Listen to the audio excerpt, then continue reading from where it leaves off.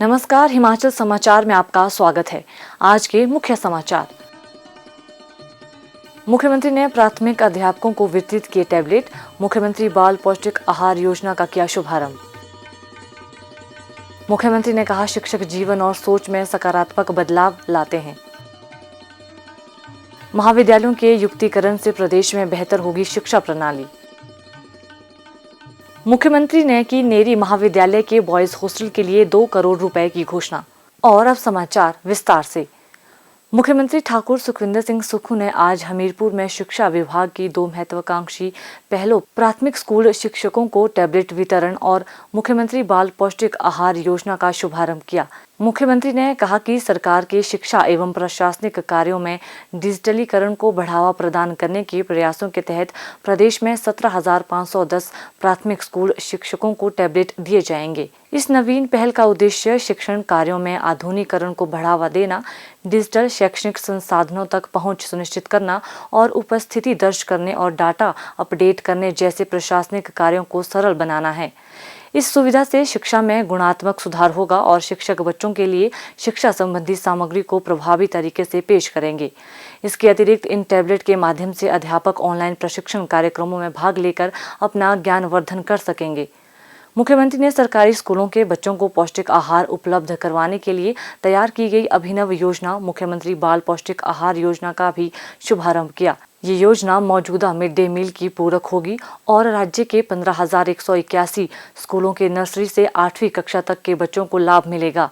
वर्तमान में राज्य में 5,34,293 बच्चे मिड डे मील योजना से लाभान्वित हो रहे हैं। इस योजना के आरंभ होने से बच्चों को अब अतिरिक्त पौष्टिक आहार मिलेगा। योजना के अंतर्गत बच्चों की पसंद को ध्यान में रखते हुए सप्ताह में एक बार उबले हुए अंडे या फल दिए जाएंगे और स्थानीय बाजार से ताज़ा फल खरीदे जाएंगे। प्रदेश सरकार ने इस वित्त वर्ष में मुख्यमंत्री बाल पौष्टिक आहार योजना के लिए 12 करोड़ 75 लाख रुपए का अतिरिक्त बजट आवंटित किया है। मुख्यमंत्री ने कहा कि शिक्षा में सुधार करने के लिए प्रदेश सरकार 3 स्तरों पर कार्य कर रही है। बच्चों को उज्जवल भविष्य के लिए गुणात्मक शिक्षा प्रदान करने के लिए धन की कमी को आड़े नहीं आने दिया जाएगा। इसके अंतर्गत शिक्षकों को शैक्षणिक भ्रमण पर विदेश भेजा जा रहा है। प्रथम चरण में नवीन शिक्षण प्रणालियों को जानने के लिए 217 शिक्षकों को सिंगापुर भेजा गया। प्रदेश में शिक्षा अधोसंरचना के विकास पर भी विशेष बल दिया जा रहा है। राज्य की प्रत्येक विधानसभा में Rajiv Gandhi day boarding school खोले जा रहे हैं।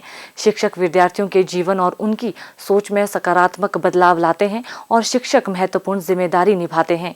इसीलिए समाज में शिक्षकों का स्थान महत्वपूर्ण है।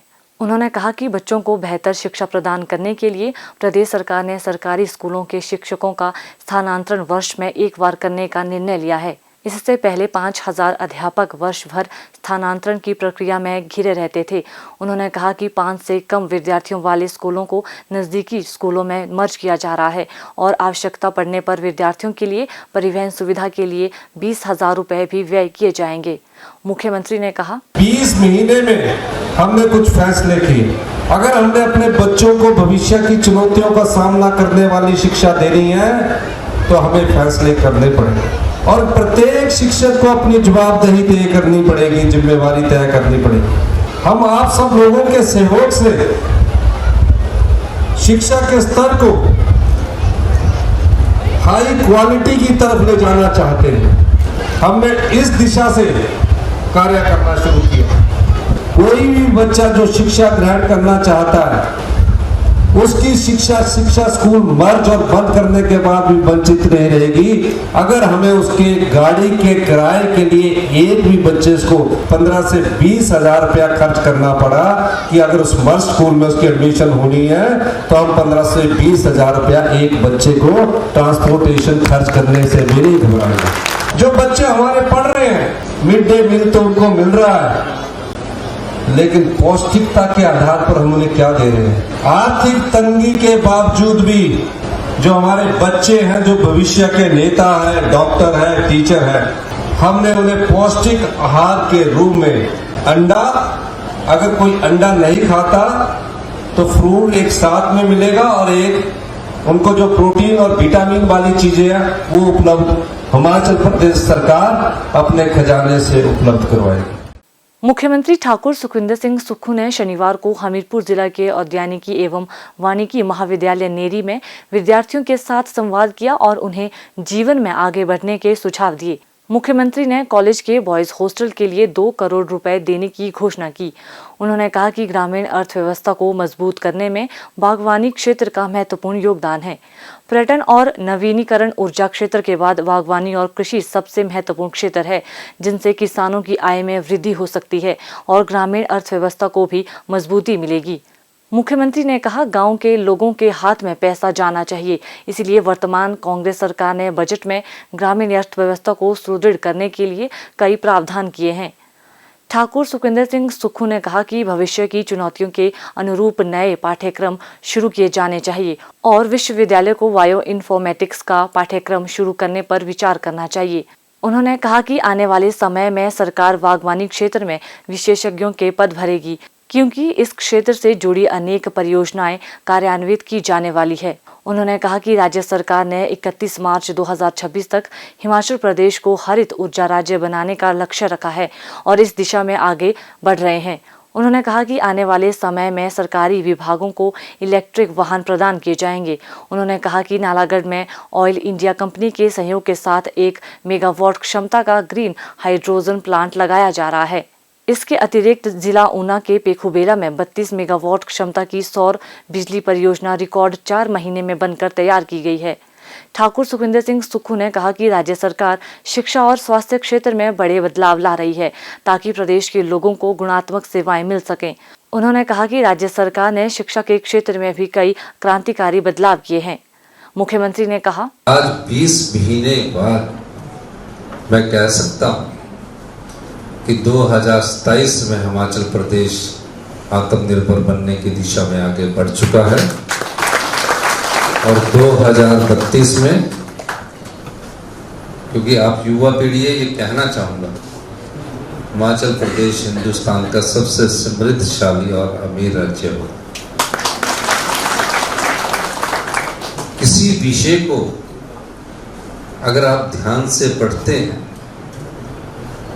और उसकी गहराई तक जाते हैं, पूरी लगनशीलता से अगर आप उसको पढ़ते हैं, मेहनत करते हैं, तो नए विचार आपके दिमाग में आते हैं और उसको प्राप्त करने की इच्छा शक्ति आप में और अधिक बढ़ जाती है और मेहनत करके ये चीज़ आपको मिलती है।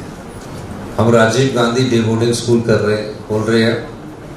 तकरीबन 100 बीघा पर एक स्कूल होगा, जिसमें गवर्नमेंट स्कूल के बच्चे पढ़ेंगे।